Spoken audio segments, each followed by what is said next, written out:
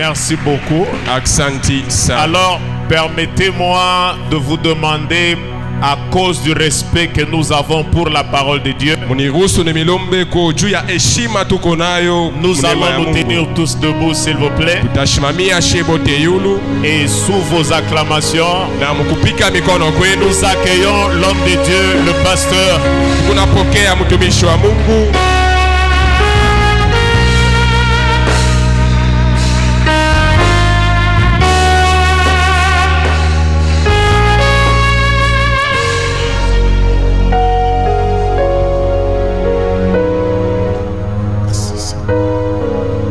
Shalom. Shalom. Est-ce que tu peux bien acclamer le Seigneur? Et tu n'as pas shangilia mzuri Bwana.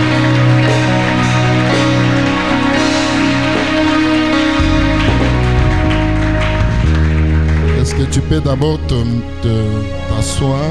Unaweza kuikala. Je voulais m'acquitter de ce qui est protocolaire.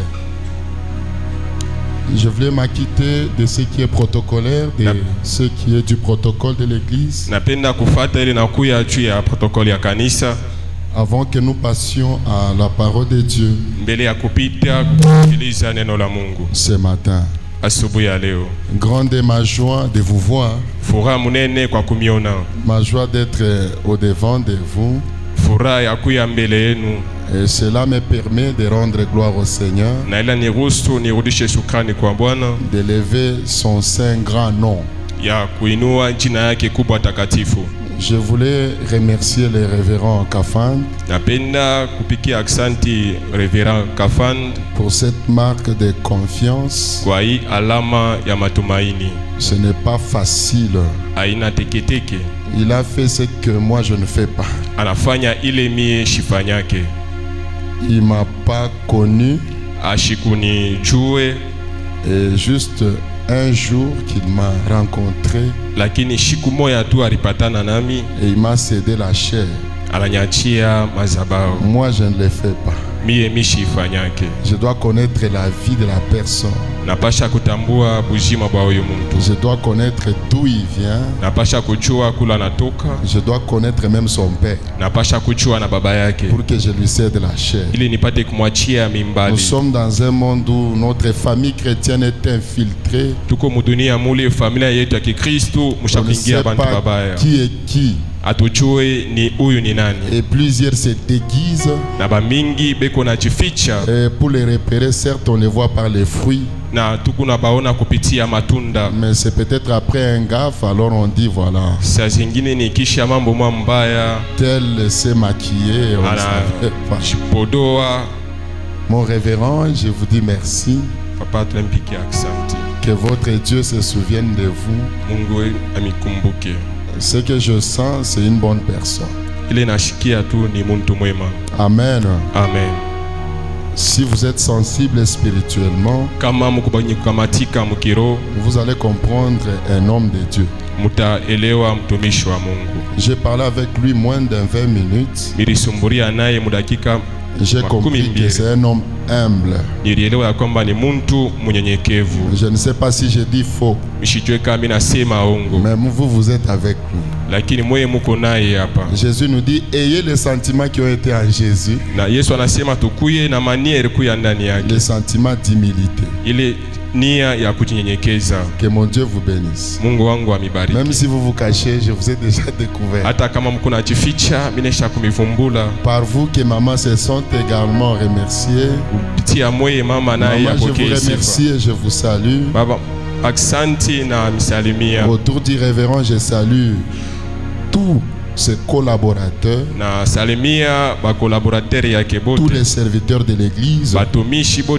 Sentez-vous remercier. Que mon Dieu vous bénisse. Toute l'assemblée, que mon Dieu vous bénisse. Je suis content d'être au devant de vous. Maintenant, tiens-toi debout, on va faire un exercice.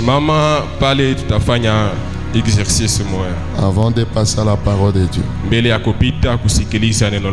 Amen. Amen.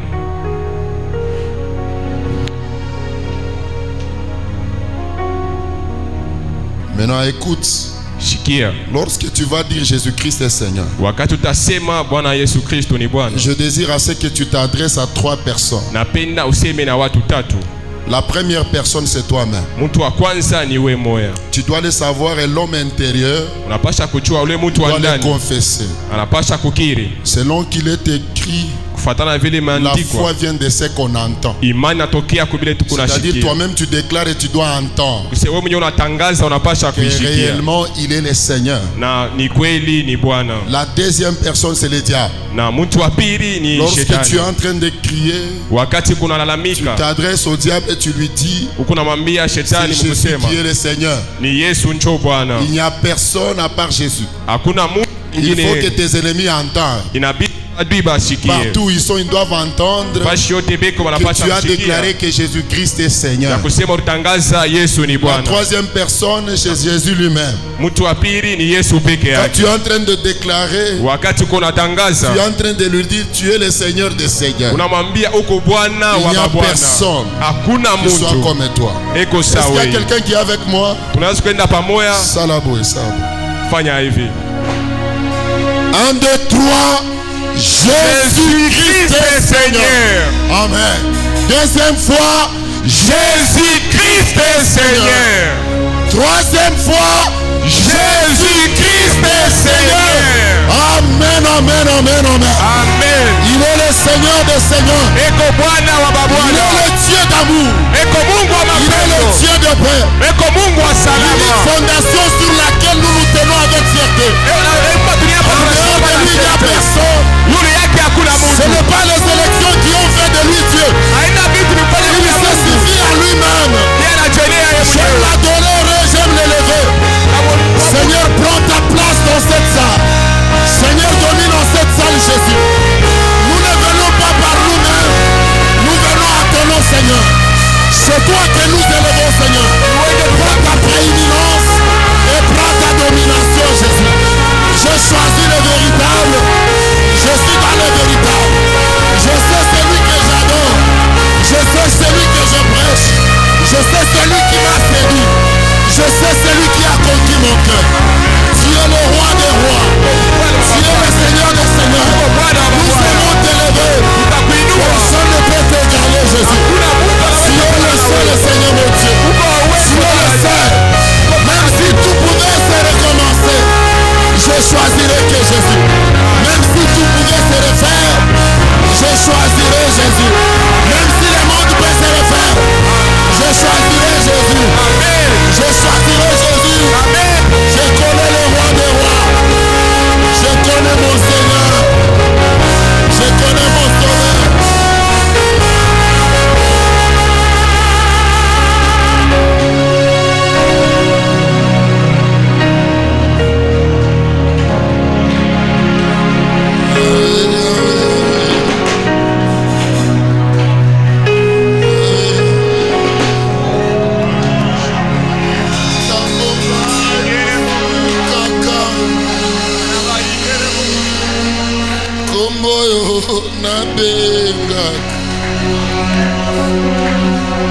Ebukaka mangomba eyela kanga nyonso tango ngai nasukaka Yesu nde amela ebukaka mangomba ayela kanga nyonso Yesu Yesu nabeleli Yesu Yesu nanga Yesu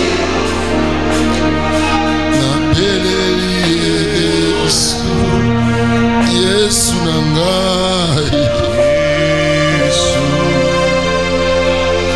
Seigneur, prends ta place. Prends ta place et domine nos cœurs. Prends ta place, les Dieu puissant. Laisse-nous disparaître, nous avons soif de t'écouter. Nous avons avons soif de parler de ta part.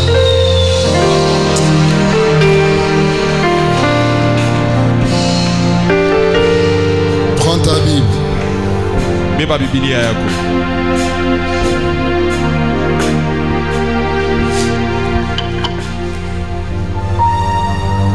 Si nous pouvons honorer la parole de Dieu, nous sommes debout. Je suis dans Matthieu 8. Je commence par le 5e verset jusqu'au 13e. Vous y êtes, bien-aimés dans le Seigneur? Vous y êtes? Nous y sommes. Matthieu 8, 5, en descendant, je lis la parole de Dieu. Amen. Comme Jésus entrait dans Capernaum, un centenier l'aborda, les priant et disant: Seigneur, mon serviteur est couché à la maison, atteint de paralysie et souffrant beaucoup. Jésus lui dit: j'irai et je le guérirai. Le centenier répondit: Seigneur, je ne suis pas digne que tu entres sous mon toit, mais dis seulement un mot et mon serviteur sera guéri. Car moi, qui suis soumis à des supérieurs, j'ai des soldats sous mes ordres, et je dis à l'un: va, et il va, à l'autre: viens, et il vient, et à mon serviteur: fais cela, et il le fait. Après l'avoir entendu, Jésus fut dans l'étonnement, et il dit à ceux qui le suivaient: je vous l'ai dit en vérité, même en Israël, je n'ai pas trouvé une aussi grande foi. Or, je vous déclare que plusieurs viendront de l'Orient, de l'Occident, et seront à table avec Abraham, Isaac et Jacob dans les royaumes des cieux. Mais les fils du royaume seront jetés dans les ténèbres du dehors, où il y aura des pleurs et des grincements de dents. Puis Jésus dit au centenier: va, va, va, qu'il te soit fait, qu'il te soit fait, va, qu'il te soit fait selon ta foi. Et à l'heure même, à l'heure même, à l'heure même, à l'heure même, le serviteur fut guéri. Parole du Seigneur. Amen. Prends place. Ikara.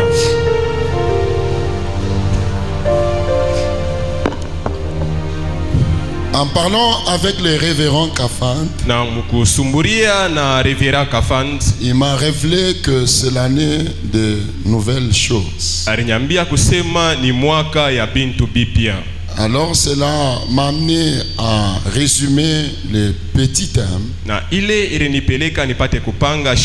Les dieux des nouvelles choses. Mungu wa bintu bya sasa. Les dieux des nouvelles choses. Mungu wa bintu bya sasa. Les dieux des nouvelles choses. Mungu wa bintu bya sasa. Écoute, pour qu'il y ait une nouvelle chose, shikia ili kukuya kintu kya sasa, il faut qu'il y ait une ancienne chose. Inabidi kukuya kintu kya zamani. Pour qu'il y ait une nouvelle chose, il faut que cela inabidi ile remplace la nouvelle. Ibadilishe ya sasa. Pour dire les nouvelles choses, chukukuye bintu bya sasa, vient changer quelque chose. Binakuya kubadilisha kintu kimoya. Dieu, il est le Dieu qui vient changer. Mungu eko Mungu anakuya kubadilisha. Il est le Dieu qui vient remplacer. Anakuya Mungu anakuya kubadilisha. Il vient remplacer la maladie à la guérison. Anakuya kubadilisha magonjwa kwa matunzo. Il vient remplacer la pauvreté à la anakuya kubadilisha bumasikini. Il vient remplacer les manquements. Anakuya kubadilisha ukosefu Il est le Dieu lorsque nous sommes au bout de nos forces. À celui qui est capable de donner de nouvelles choses. J'en suis convaincu. Il le fera pour toi. Peut-être que tu crois que c'est un hasard. Je te dis, ce n'est pas un hasard. C'est Dieu, il n'y a pas d'hasard. S'il a permis à ce que j'adore avec vous. S'il a permis à ce que je prie avec vous. Derrière chaque pensée, se cache quelque chose que Dieu veut faire avec quelqu'un. Il arrive à des fois, mon révérend, et je m'approprie du terme. Cette année, moi je m'approprie et je dois vivre le miracle. Écoute, moi je viens dans la présence de Dieu, pas comme tout le monde. Je sais qu'il est parmi nous. Selon qu'il est écrit, 2 ou 3 sont réunis à mon nom. Je sais que Dieu est ici. Maintenant, comme je sais qu'il est ici, je sais qu'il vient pour visiter une personne. Et j'ai toujours fait ceci. Que cette personne soit d'abord moi, avant que ça soit toi. Même quand je te prêche, je ne te prêche pas que toi, je me prêche également. Même si toi tu ne dis pas amen, même si toi tu es à passant, moi je suis là et je vais vivre la grandeur de Dieu. Il a dit ceci: dans moi ici, j'ai le corps, j'ai l'esprit, j'ai l'âme. Ce n'est pas 3 choses. C'est 3 choses. Je fais tout pour que ça se réunisse. Il y a quelqu'un qui n'a pas compris. Il y a 2 ou 3. Mon esprit, mon âme fait déjà et mon corps ça fait tout. C'est-à-dire je ne dépends pas de ce que tu fais là. Tu ne peux pas m'amener en dehors de la présence de Dieu. Je fais tout que moi-même je sois visité. Je sais qu'il est là. Est-ce que Dieu peut être dans l'église et partir comme ça sans visiter une personne? Mais je sais que ce matin, c'est mon tour. Le Dieu de nouvelles choses. Le Dieu de nouvelles choses. Que le Saint-Esprit nous aide à poursuivre cet objectif ce matin. Que le Saint-Esprit nous aide à mettre le diable à sa place, à mettre Dieu à sa place, nous également à notre place. À des fois nous donnons au diable la place qui n'appartient pas. Les enfants de Dieu sont ceux-là. Ils peuvent craindre même un sorcier de 2 jours dans la sorcellerie. C'est une honte, bien-aimé.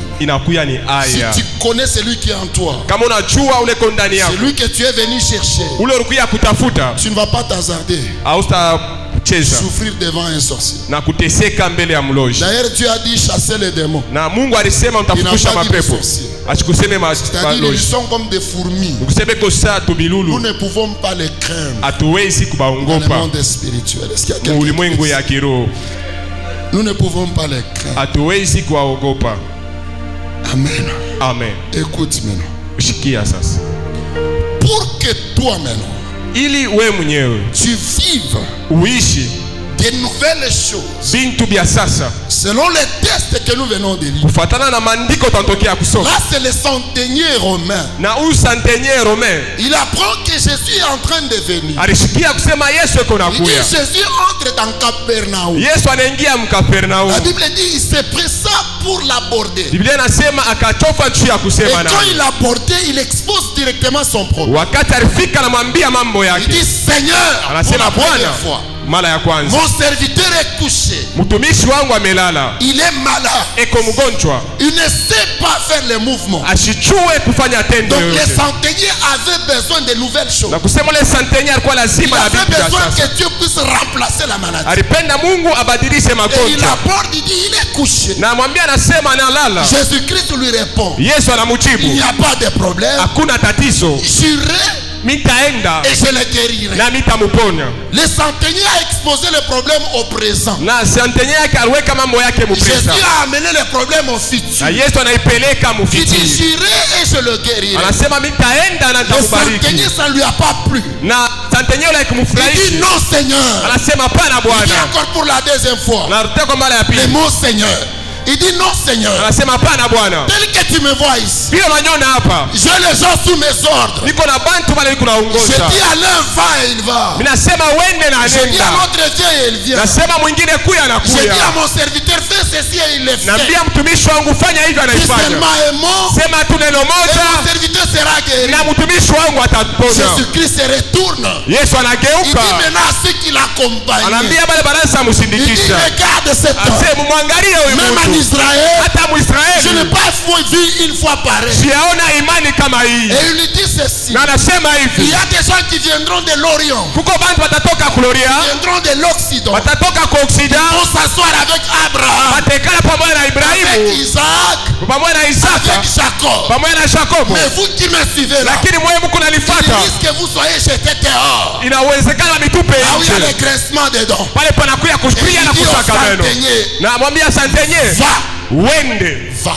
Qu'il te soit fait selon ta foi. La Bible me confirme. Et à l'instant même, son serviteur fut guéri. Donc le problème n'était pas de demain. Le problème était d'aujourd'hui. Qu'est-ce que je pouvais te dire? Pour que tu vives les nouvelles choses. Selon ce texte, il y a des choses que tu dois comprendre. La première des choses, tu dois savoir comment il faut aborder Jésus. Comment il faut aborder Jésus. Il y a des gens qui ne savent pas aborder Jésus. Ils viennent parce qu'il y a tout le monde. Mon papa, il était accompagné avec la foule. Mais la foule ne savait pas qui il était réellement. L'autre vient de loin. Il vient dire non, celui-ci peut me faire quelque chose. Laisse-moi dire à quelqu'un, dormir dans une pharmacie ne veut pas dire être guéri. Tu peux dormir dans une pharmacie. Ce n'est pas pour dire que tu as la guérison. Il faut qu'on te montre les formules par un médecin. Si tu prends la quinine, c'est contre la malaria. Si tu prends ça, c'est contre la fièvre. Il faut qu'on te montre. Il y a des gens qui viennent souvent à l'église armés de moissonneurs. À des fois, ils s'habituent de Dieu. Il y a ceux qui partent loin, ils s'habituent même de l'homme de Dieu. Et il y a ceux qui viennent nouvellement. Moi, j'ai fait l'expérience particulière. C'est des gens qui me fréquentent. Dans l'assemblée parmi mes enfants. Ceux qui viennent ailleurs là. Quelques jours ils ont des miracles. La même façon de comprendre les choses. Mais ceux qui s'habituent là, ils sont toujours là avec les mêmes problèmes. S'habituer de Dieu. Il était accompagné de la foule. Quand on parle de la foule, c'est plus que nous ici. Mais ils étaient avec lui. Ils ne savaient pas que c'est lui la solution. Mais ils étaient là. Écoute, ta façon de prier dans l'église ne peut pas m'empêcher de chercher Dieu. Il dit approchez-vous de Dieu et il s'approchera de vous. Na lingala Kristo tolobabu. Na mulingala banasemaka hivi. Zambe balukaka ye. Mungu banamtafutaka. Ah merci. Atao. Mungu banamtafutaka. Amen. Wewe unatafuta yeye akutafute. Banamtafutaka. On les cherche. Surtout kama unafika kumwisho wa biote. Surtout quand tu arrives à la fin. Il faut mtafute. Là, il faut les chercher. Il faut chercher Dieu. Pale il faut kumtafuta. Dieu, il faut les chercher. Pale Mungu mtafuta. Et ceux qui les cherchent les trouvent. Na kama pale wanamtafutaka wanampata. Ne suis pas d'autres chansons des gens qui disent. Usifikirie mamimo ya bantu weko nasema. Alukayo na lemi ozawapi. Na kutafuta uko wapi? Si lui n'a pas trouvé, moi j'ai trouvé. Kama yashi kumupata mimi nilikupata. Je sais qui je suis en train de servir. Najua ule niko natumikia. Je sais qui je suis en train de prêcher. Najua ule niko nahubiri. Comment tu abordes Dieu? Namna kanu kunasemaka na Mungu. Il y a des gens qui viennent par routine. Kuko wale wanakuja tu kwa zowezo. Prière routinière. Banakuwa tu kwa zowezo. Hier j'ai fait ceci. Jana mimi nilifanya hivi. Aujourd'hui je ferai ça. Nous ne sommes pas les calotins. Est-ce que je parle à quelqu'un? Est-ce que nous asema na mtu moya? Comment tu abordes Dieu? Namna kanu namkibiaka Mungu. Tu as des problèmes certes. Uko na mambo ndio. Tu as des difficultés certes. Uko na matatizo mais ndio. Tu abordes Dieu comment? Lakini unamkaribiaka Mungu namna gani? Un professeur était en train d'enseigner. Mwalimu mmoja anaanza kufundisha. Il dit, anasema les gens tombent beaucoup plus dans les habitudes. Bantu banakalaka bena guka mazoezo. Les gens suivent souvent ce que font les autres. Bantu banafataka bile bengine beko nafanya. Et ses étudiants lui ont dit non non. Na banafunzi anamwambia hapana. Il dit attends. Asichunga. Vous voyez les nouveaux venus là. Munaona huwa sasa. Qui le reste dehors.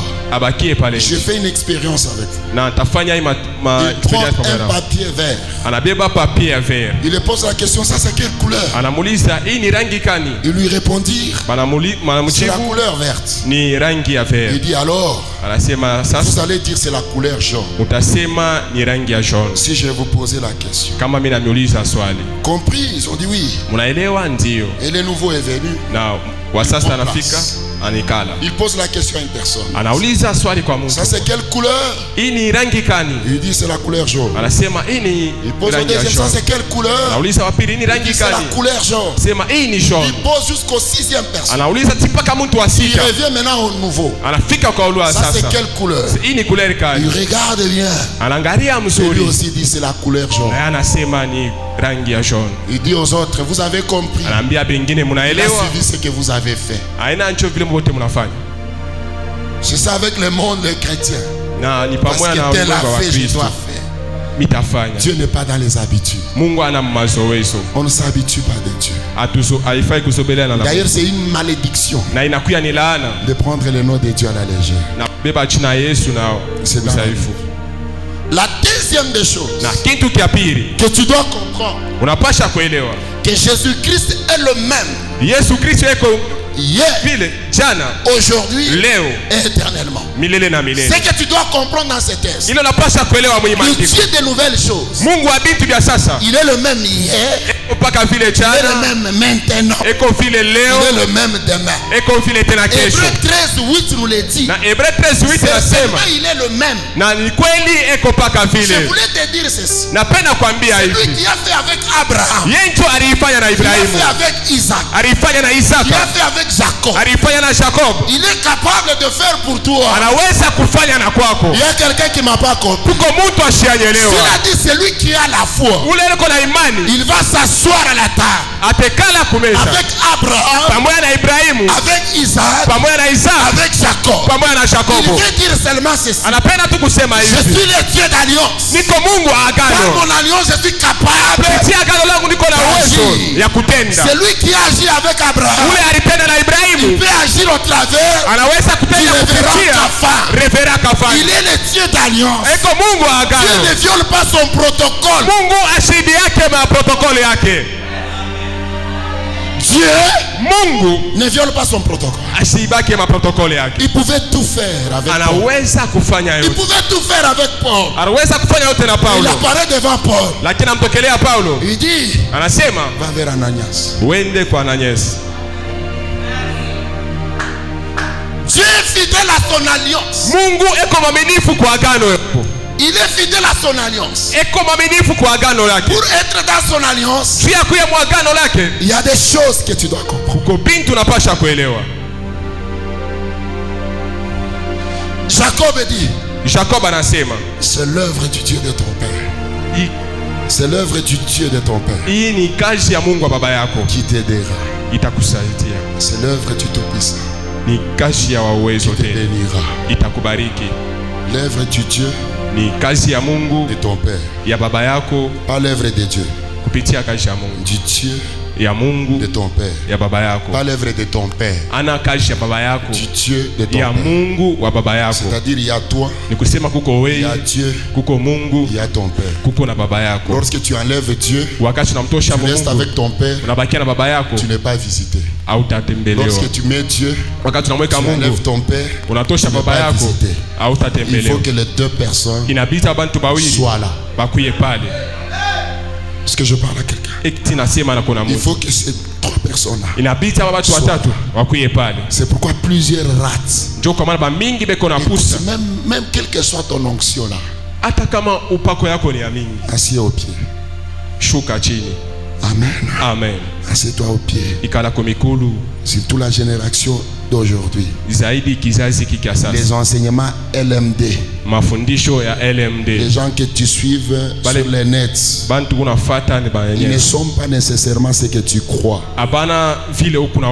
Est-ce que je parle à l'église? C'est une parenthèse, je ne sais pas pourquoi mais si tu as permis que je le dise. Amen, église. Je vois qu'il y a trop de jeunes.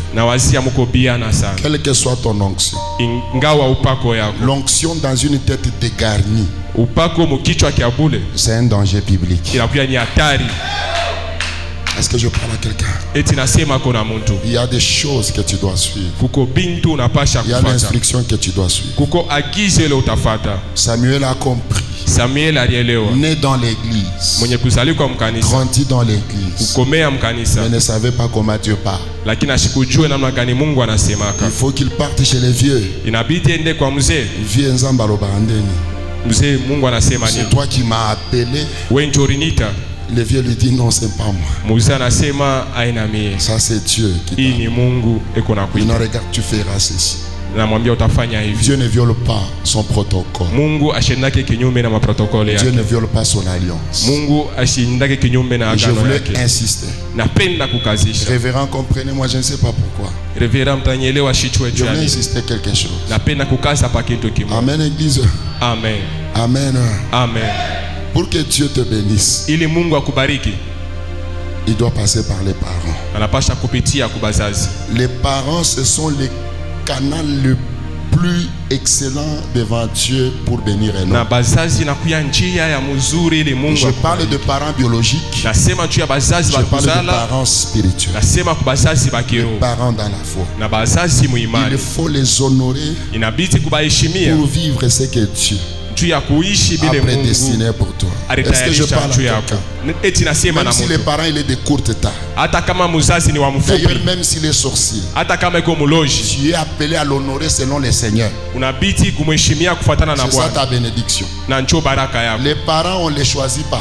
C'est Dieu qui les choisit.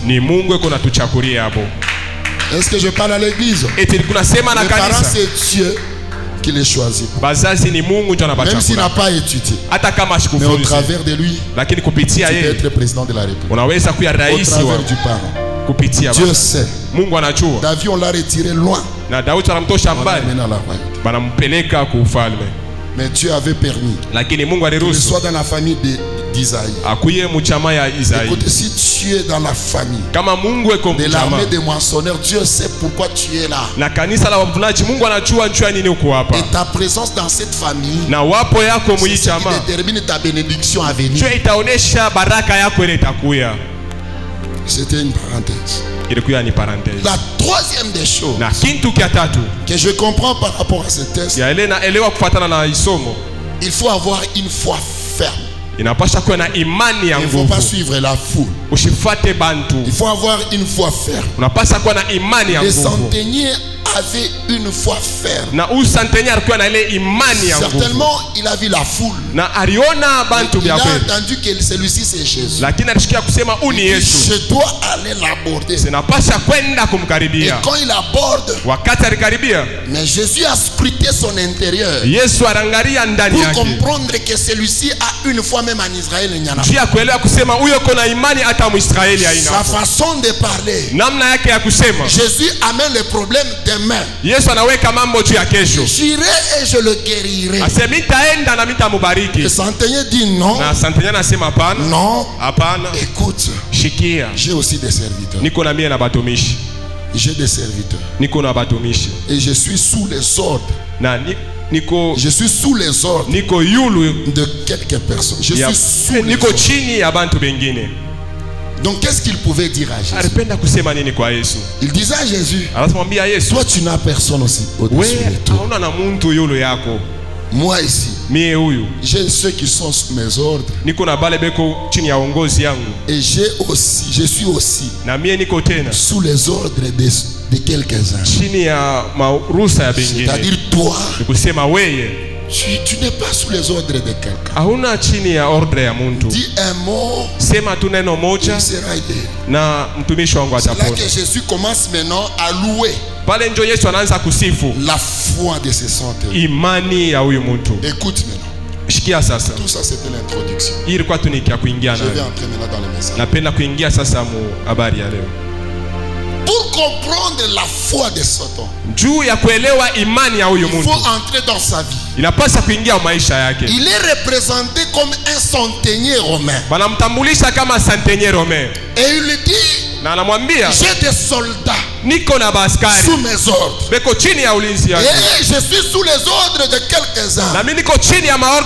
Donc cet homme, pour comprendre sa foi, il faut d'abord identifier qui il était.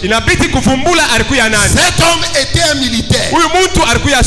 C'était un soldat. Maintenant, pour comprendre sa foi, c'est mieux d'entrer d'abord dans l'armée. Il avait sous ses ordres 100 soldats. Un centenier, il gère 100 soldats. Ou il gère 60 soldats. C'est comme un capitaine chez nous. Maintenant il vient 2 fois. Il dit à Jésus, Seigneur, si tu dis un mot, Seigneur, mon serviteur. À 2 reprises, dans ce texte il parle du mot Seigneur. Or le chiffre 2 illustre le témoignage. Donc en d'autres mots, il rendait directement témoignage de qui était Jésus. Il savait Jésus au devant de qui. Et il s'identifie qui il est.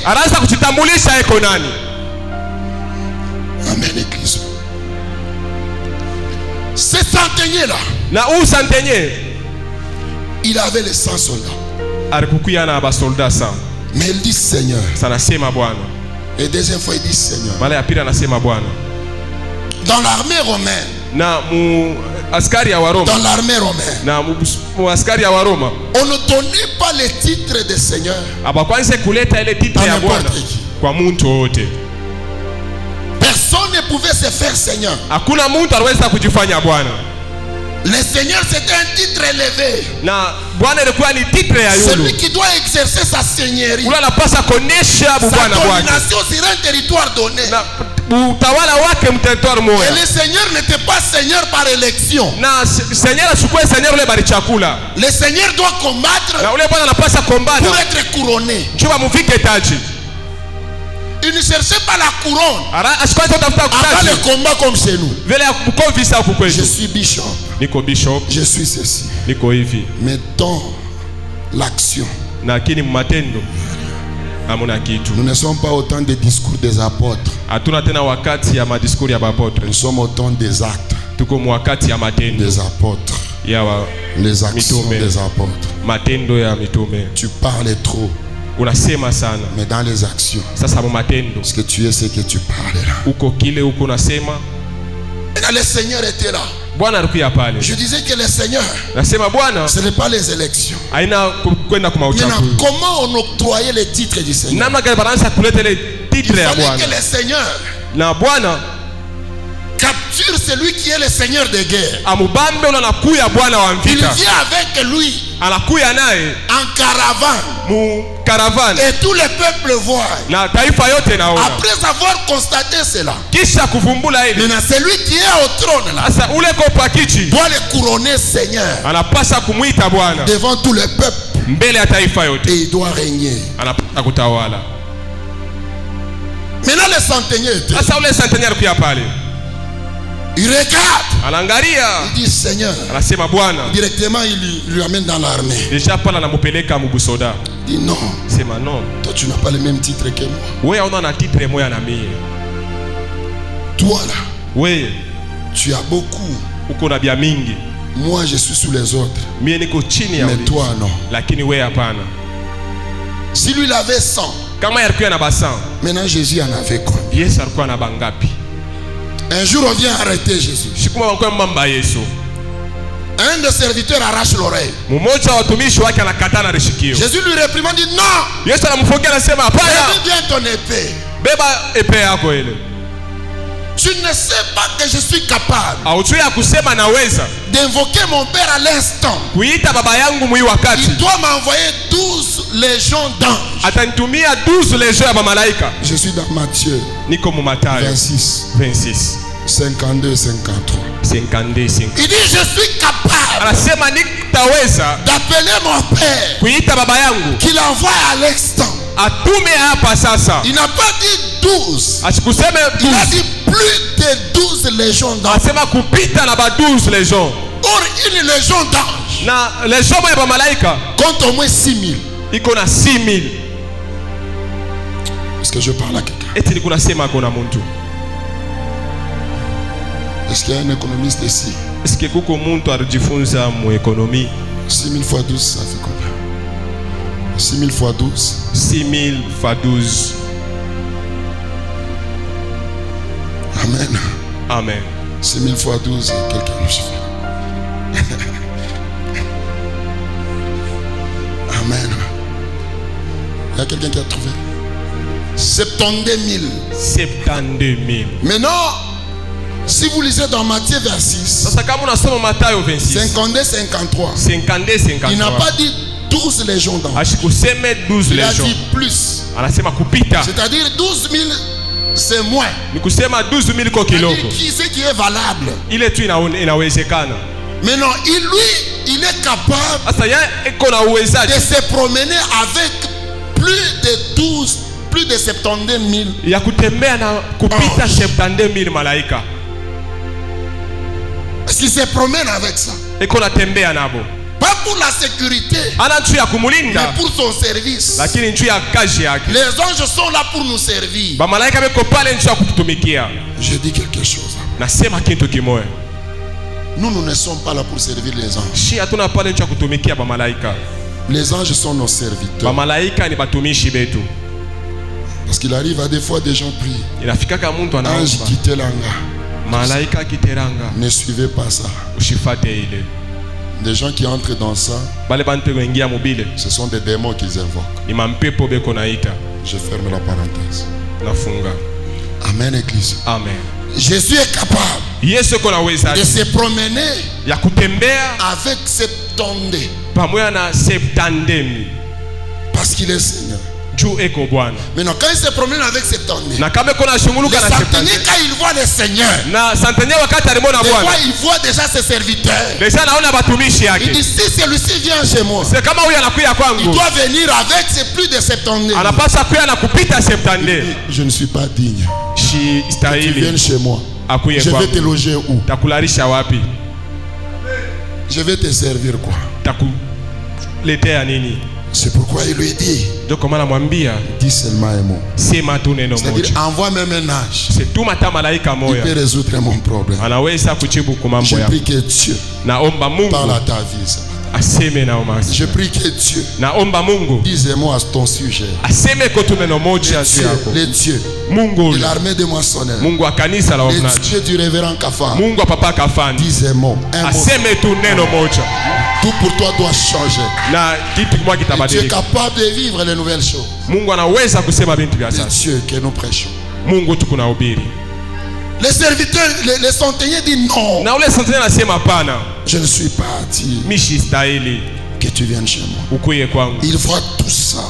Qu'est-ce que les centeniers a vu? Il entre dans le monde invisible. Il détecte qui était Jésus. Il ramène dans le monde physique. Il dit non, je ne suis pas digne. que tu viennes chez moi. Je ne suis pas dit. Écoute, si tu projettes dans le monde invisible, tu dois comprendre qui est Jésus. Et ta façon de lui chercher, ta façon de l'aborder sera différente avec les autres. Parce que toi tu as la révélation. Quand Pierre avait la révélation, il dit non, je te donne aussi les clés. Bonus, parce que tu sais qui je suis. Jésus, il avait besoin qu'on détecte réellement qui il est. Quand les centeniers a compris, maintenant il donne le message à la foule. Vous ne savez pas. Mais il vient de loin. Il vient de comprendre qui Jésus. Amen, l'église. Amen. Tu dois aussi comprendre qui tu sais. Ne compare pas Jésus avec tes problèmes. Ne compare pas Jésus avec ta situation. Il est au-dessus. Tous ceux qui se nomment sur la terre, en dessous de la terre, même dans les cieux, tous ceux qui portent un nom, il n'y a pas ce qui est supérieur au nom de Jésus. Rien. Je change. Il n'y en aura jamais. Peut-être que toi tu vois, même ce que toi tu ne connais pas. Même si tu avais tremblé devant le coronavirus, mais Jésus est là. Il est là toujours. Amen. Amen. Amen, église. Amen. Les centeniers a compris.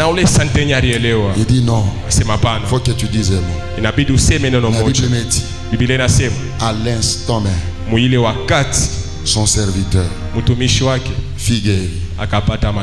Maintenant écoute. Il a compris que le Seigneur, il devait venir avec un seigneur de guerre. Il dit je viens de le capturer. Maintenant je viens l'amener. Il passe avec lui en caravane. Et le monde devait voir que celui-ci est digne d'ouvrir les livres et d'en rompre les sceaux. Il est digne parce que lui il était là. Maintenant Jésus, dans ce que les centeniers a vu, Jésus avait pris le diable à la croix en caravane parce que c'était un grand spectacle. Il passe avec lui. Tout le monde a vu cette œuvre. Maintenant quand il arrive avec lui à la croix, il termine. Maintenant quand il termine tout, il achève l'œuvre, il achève la mission. Maintenant quand il achève la mission, c'est alors maintenant Dieu vient maintenant les couronner. C'est ce que Pierre dit. C'est ce qu'aussi David dit. David dit ceci. Il dit David n'est pas encore monté au ciel. Mais David dit le Seigneur a dit à mon Seigneur, assieds-toi à ma droite jusqu'à ce que je fasse de tes ennemis tes marchepieds. Écoute, viens mon frère, écoute bien. Je voulais te dire quelque chose. Le Seigneur qui est à la droite de Dieu, c'est parce qu'il a triomphé, il a gagné. Il est à la droite de Dieu. Maintenant écoute, nous qui étions morts avec lui par les baptêmes, nous sommes ressuscités avec lui et en lui. Est-ce que je parle à quelqu'un? C'est dans Colossiens 2, 12 à 15, je m'abisse. Nous qui étions morts avec lui, nous sommes ressuscités avec lui et en lui. Maintenant quand il est assis à la droite de Dieu, qui est assis là-bas? Donc il est avec nous. Qui est d'accord avec cela? Maintenant, comme ils viennent de gagner, ils viennent de gagner. La Bible dit il est assis à la droite de Dieu le Père. Maintenant Dieu lui dit quoi?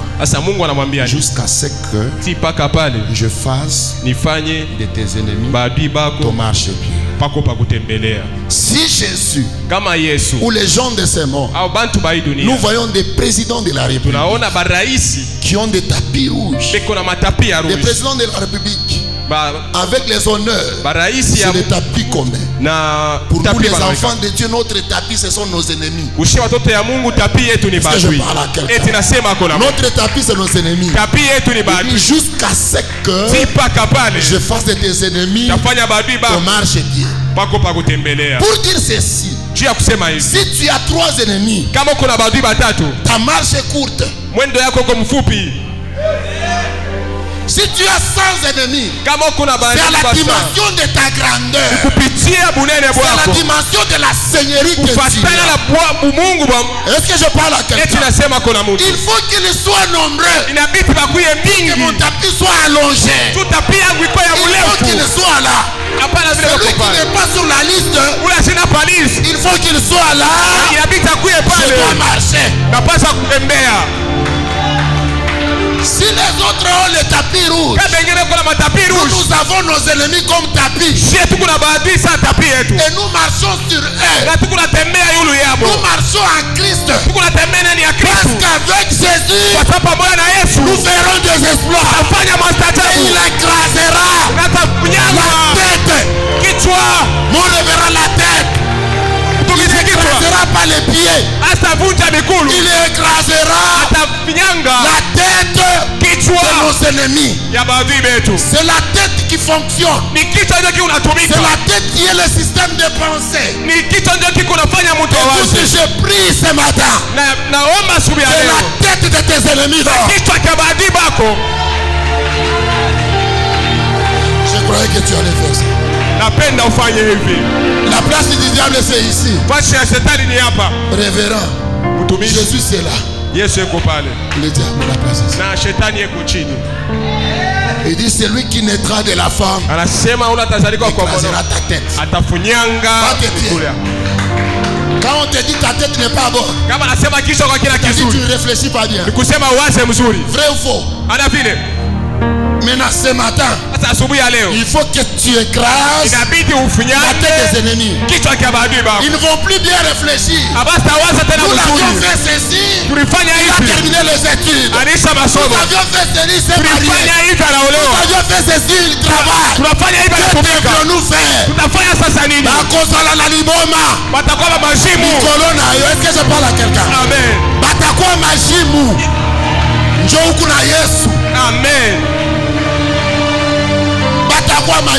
Ils seront des fous. Qu'ils soient nombreux. Ils vont toucher à gauche. Toi tu es à droite.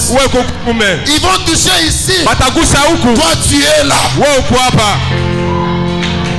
C'est pourquoi Paul comprenant ces choses, il dit ceci: toutes choses concourent au bien de ceux qui aiment Dieu. Ça dit tout travail. Même les ennemis travaillent pour moi. Est-ce que je parle à quelqu'un? Les ennemis travaillent pour toi. Les gens qui t'insultent là, c'est pour ton bien. Anna a compris. Les insultes de Pénina, c'est pour que je traîne dans la présence de Dieu et que je lui fasse un vœu. Dieu avait besoin d'un prophète. Anna avait besoin d'un enfant. Celui qui l'a enseigné, c'est l'école de Pénina. Unaweza kufunda kutujenge na ujengewe. Unaweza kufunda kuimara meria. Sipeti tuendelee ria. Mais si tu passes à l'école de Pénina, tu deviens licencié. Et là tu comprends. Quand Dieu donne seulement Samuel, derrière Samuel il y a 50 ans. Est-ce que je parle à quelqu'un? Paul pose la question. Dans Romains 8. Il pose 5 questions. Dans Romains 8, si vous lisez, vous verrez, il y a 5 qui. Qui attisera les élus? Qui accusera les élus de Dieu? Nani ule atavunja batu? Qui me séparera de l'amour? Nani atajanisha na mapendo ya Mungu? Il a posé toutes ces questions. Nauliza ile maswali. Mais si tu regardes les questions, na kama unauliza ile maswali, c'est au futur. Inakuya ni mufisiri. Mais si tu comprends les réponses qui est donné là, na kama unaelewa majibu ile iko pale, présent. Ni ya pale pale. Est-ce que je parle à l'église? Et tunasema na kanisa. Le Dieu qui a fait avec les autres, ule Mungu alifanya na wengine, il le fera avec toi. Atafanya na wewe. Il est le même hier. Eko mpaka vile jana. Il a fait avec les centeniers. Kama alifanya na centeniers, il le fera pour toi. Atafanya juu yako. Dieu doit se glorifier dans ta vie. Mungu anapaswa kujitukuza maisha yako. Il doit se glorifier dans ta vie. Mungu anapaswa kujitukuza maisha yako. Écoute bien aimé. Shikia mpendwa. Nous ne sommes pas devant une statuette. Hatuna mbele ya sanamu. Nous ne venons pas devant un homme. Hatutaenda mbele ya mtu. Nous devons être fiers. Tunapaswa kuwa na fieri. Il dit malheur. Anasema ole. C'est lui kwa ule qui s'approche. Anakaribia. Devant un bois mort. Mbele yangu, mbele ya mbao ya kufa. Il est malheureux. Eko waole. Maintenant nous avançons devant un bois mort. Sasa shi tunakaribia kumbao. Donc nous sommes qui heureux. Tuko baheri. Betana mitolo. Pika bagilari hapo. Non, nous sommes heureux. Kusema shetu kubaheri. Pour dire toute forme de malédiction et de malheur. Ali yote ya laana. Loin de toi au nom de Jésus. Bali na wewe mchina la Yesu. Loin de toi au nom de Jésus. Bali na wewe mchina la Yesu. Loin de toi au nom de Jésus. Bali na wewe mchina la Yesu. Que ton amen te fasse vivre ces choses. Ameni yako ifanye uishi vile vile. Niko kwa sababu. Par l'onction du révérend. Kupitia upako ya révérend. Je suis en train de déclarer. Na itangaza. Je déclare sur ta vie. Natangaza maisha yako. Que le malheur. Que ole. Quelle que soit sa forme. Ingawa bulele yake. Quelle que soit son origine. Ingawa kule loin de ta vie. Mbali na maisha yako. C'est Jésus qui est Seigneur. Ni Yesu tu Bwana. Dis en amen que cela se passe dans ta vie. Amen ile pasiki maisha yako. Amen. Que tu vois ces choses. Je parle du Dieu de mon alliance. Niko nasema tu ya Mungu ya je parle du Dieu que je servis. Niko nasema na Mungu ile depuis mon enfance. Tangia mtoto wangu. Dieu te visite au nom de Jésus. Na ule Mungu akutembelee mchana change de choses. Abadilishe vitu. Que tu vois les nouvelles choses. Eko vitu vya sasa. Si tu étais malade, ukiwa mgonjwa, reçois ta guérison. Matunzo yako. Si tu étais méprisé, reçois la paix. Pokea au nom de Jésus.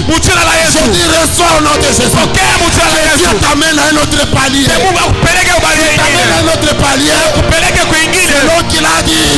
Selon qu'il a dit. Que les montagnes s'éloigneraient. Lorsque les collines s'accéléreraient. Mon amour ne s'éloignera jamais. Et mon alliance. Mon alliance. Que tu sois également à table avec Abraham. Que tu sois à table avec Abraham. Tu n'as pas compris. Il a été justifié par sa foi. Cela lui fit imputer à justice. Cela lui fit imputer à justice. C'est-à-dire considéré malheureux. Considéré maudit. Parce qu'il a cru. Dieu a effacé son passé. Il a été imputé à justice. Déclaré comme juste. Que ta foi ce matin te justifie. Amen. La foi que tu as en Jésus te justifie ce matin. Nous ne croyons pas un Dieu pour faire le théâtre. Amen. Si c'était pour le théâtre général, j'avais dit même mon révérend.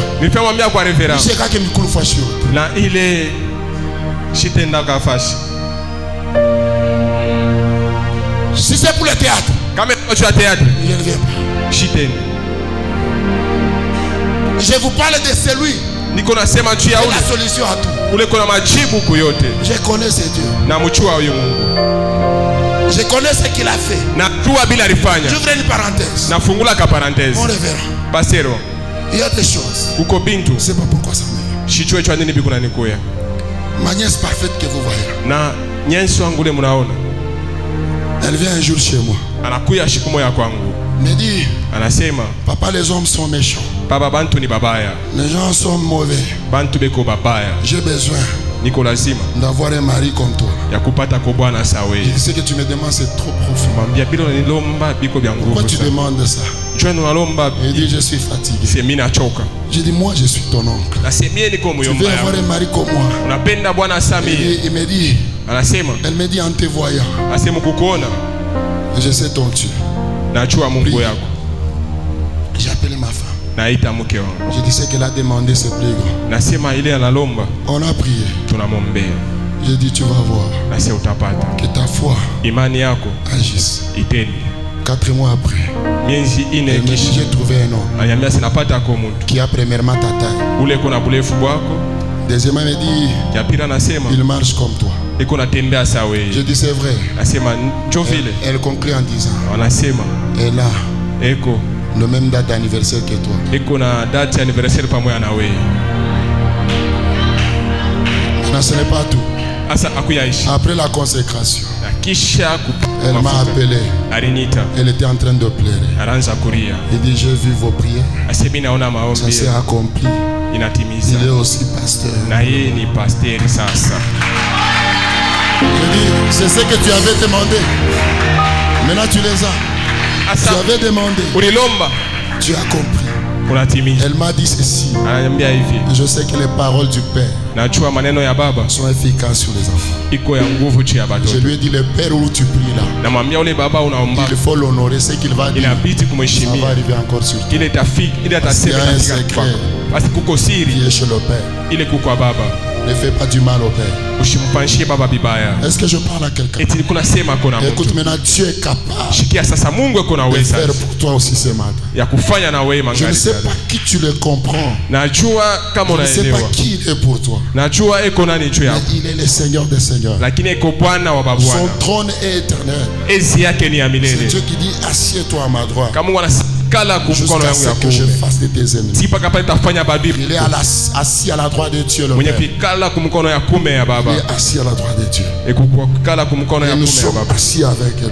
Alors le diable, nous devons lui amener à sa place. Nous devons occuper notre place. Et nous devons donner à Jésus sa place.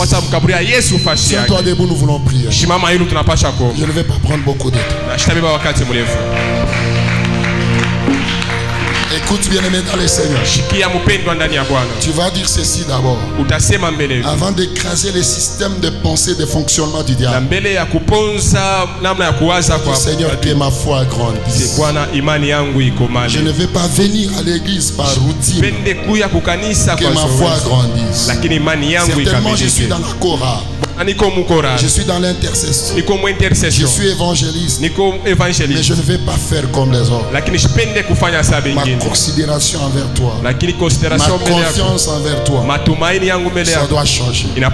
Si tu as un problème qui traîne dans ta vie, ce problème fait à ce que toi tu puisses changer pour le changer. Si toi tu ne changes pas, le problème ne changera pas. Tu dois changer l'homme intérieur. Tu dois avoir la confiance en Dieu. Seigneur, augmente ma foi. Que j'ai foi en toi. Des fois tu entends des choses qui bouleversent ta vie. Des choses qui te donnent de l'orgueil, qui te donnent de l'incrédulité. Tu vas dire Seigneur, j'ai besoin de ta foi. Augmente ma foi. Qu'elle grandisse, Seigneur. Pour que je vois de grandes choses. C'est la foi qui nous fait triompher dans les mondes. C'est Jésus qui est le consommateur. Il est le chef et le consommateur de notre foi. Si tu veux être un plat délicieux au devant de Dieu, tu dois avoir la foi. Il va te manger chaque jour. Tu vas dire Seigneur, ma foi. Commence à prier, dis Seigneur. Ma foi ce matin. Je désire ma foi. Seigneur, que je grandisse dans la foi. Que je grandisse dans la foi. Que je grandisse dans la foi. Que je grandisse dans la foi. Le monde est tellement méchant. Sans la foi, il est difficile de vivre sur cette terre. Sans la foi en Jésus, nous sommes comme un ballon de foot dans un terrain. Dis Seigneur, ta foi seulement. Je désire grandir dans la foi. J'ai besoin de voir les nouvelles choses. Je désire émerger dans la foi. Et ma façon de voir les choses. Et ma confiance en toi puisse grandir. Je puisse grandir. Je ne veux pas faire comme les autres. Je ne veux pas prier comme les autres. C'est ma façon de prier. Ma façon de te chercher puisse changer. Quand tu as fait de nous un royaume et des sacrificateurs pour Dieu, et tu nous as appelés à régner, à triompher sur cette terre. Et quand toi je suis appelé à triompher sur sa terre, c'est ta façon de prier qui me tombe. C'est ta façon d'aborder Dieu. C'est ta façon d'aborder Dieu qui me tombe. Il a abordé Dieu. Les centeniers abordaient Jésus. Et sa façon de l'aborder est différente de la foule. Ne vois pas la foule. Ne vois pas la foule. Chacun a son problème. Chacun a son cas. Quand tu as un centenier qui souffre, tu as un serviteur qui est malade. Peut-être que c'est ton travail qui est malade. Peut-être que c'est ton mariage qui est malade. Peut-être que c'est ta santé. Mais tu as besoin de l'aborder. Tout dépend de ta façon de l'aborder. Ne l'aborde pas par routine. Ne l'aborde pas par habitude. Si on doit te trouver fou, il n'y a pas de problème. Mais il faut aborder Dieu. Il faut l'aborder. Seigneur, j'ai besoin de toi. J'ai besoin de toi. Que ma confiance grandisse. Même quand je n'ai pas à manger. Même quand on m'a dit je mourrai demain. Mais je ne mourrai pas. Je ne mourrai pas, que ma foi. Est-ce que tu peux prier du Seigneur que ma foi? David a compris ces choses. David a compris ces choses. Il dit l'Éternel est mon berger. Il veut dire s'il n'est pas votre berger, il n'y a pas de problème. Mais quant à moi, il est mon berger. S'il n'est pas votre berger, il n'y a pas de problème. Tu peux t'approprier de Dieu. Tu peux t'approprier de Dieu. Les nouvelles choses. Les dieux de nouvelles choses. Les dieux de nouvelles choses. Il est capable de tout. Personne ne peut rester sa vie en justice. Tout ce qu'il dit s'accomplit. Il doit se glorifier ce matin.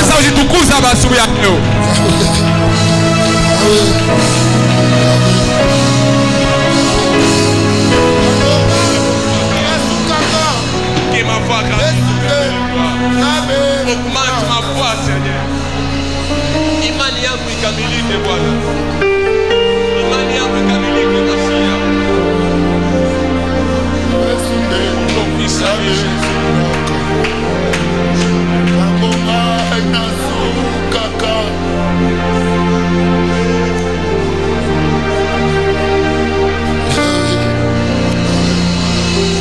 Il est là. Il est là. Je connais ces dieux. Je connais ces dieux. Ouvrez ton cœur. Peut-être Dieu au bout de ta force. Et des fois tu dis qu'est-ce qui je peux parler ce problème. Ce problème a embrouillé ma vie. Je suis tarabisté par ces difficultés. Je prie ce matin, Seigneur.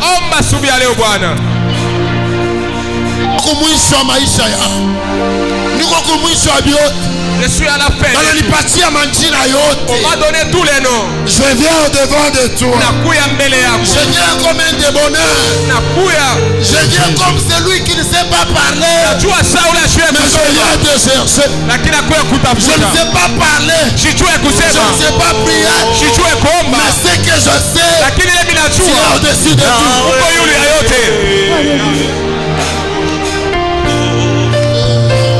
Tango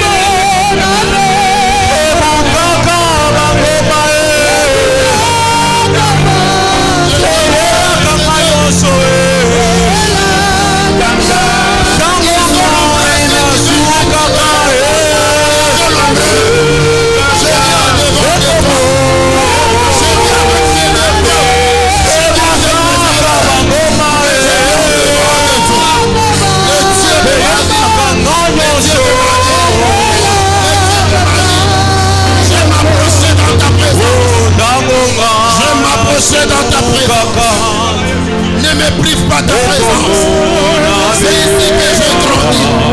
C'est ici que je m'aime. Que ma foi grandisse. Que ma foi grandisse.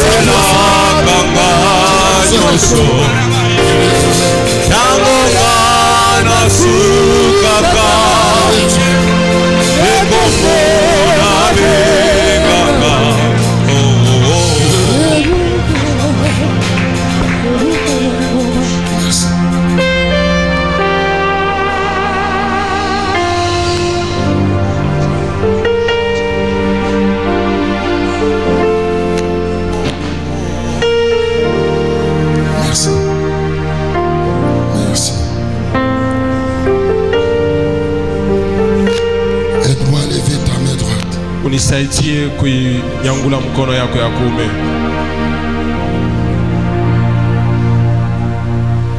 Tu vas faire cette prière après moi. Utafanya hii maombi kisha mie.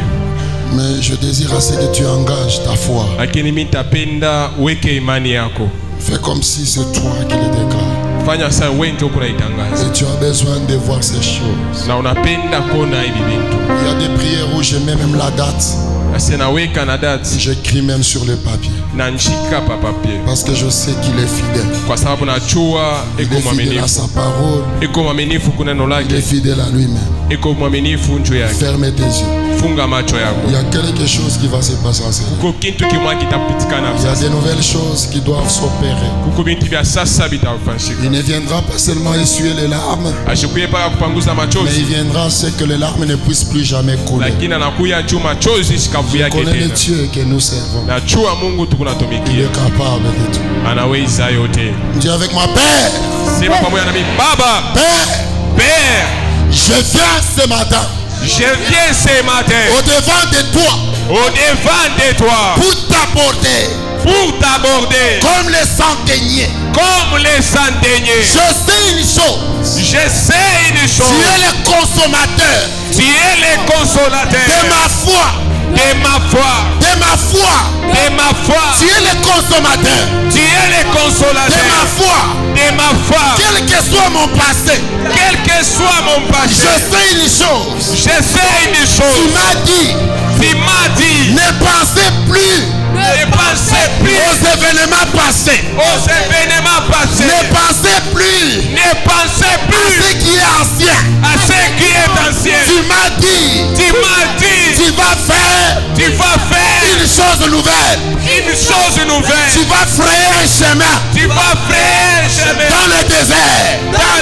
Et tu vas faire sortir l'eau. Dans les servitudes. Seigneur, je viens ce matin. Je désire que tu frayes pour moi un chemin. Que tu frayes pour moi un chemin. Je désire ta guérison. Dis seulement un mot. Mon problème changera. Dis seulement un mot. Je trouverai l'emploi. Dis seulement un mot. Le problème changera. Dis seulement un mot. J'aurai la paix. Dis seulement un mot. J'aurai la paix. Je crois en toi. Tu n'es pas un homme. Pour te repentir. Tu n'es pas un homme. Je ne viens pas devant un homme. Je viens au-devant de toi. On m'a toujours parlé de toi. Tu es mon Seigneur. Domine dans mes pensées. Domine dans mon entourage. Que ton sang me justifie. Que ton sang me justifie. Tout ce qui n'est pas de toi, je le refuse. Au nom de Jésus. Tout ce qui n'est pas de toi, je le refuse. Au nom de Jésus. Ta parole me dit, nous sommes affranchis par l'esprit de vie. En Jésus. Tout esprit de mort. La mort physique. La mort matérielle. La mort financière. Je dégage. Loin de ma vie. Loin de mon entourage. Loin de mon église. Loin de ma famille. Commence à claquer maintenant nos mains. Tu es en train de détruire le système de pensée de l'ennemi. Claque maintenant nos mains. Est-ce que tu peux prier avec décision?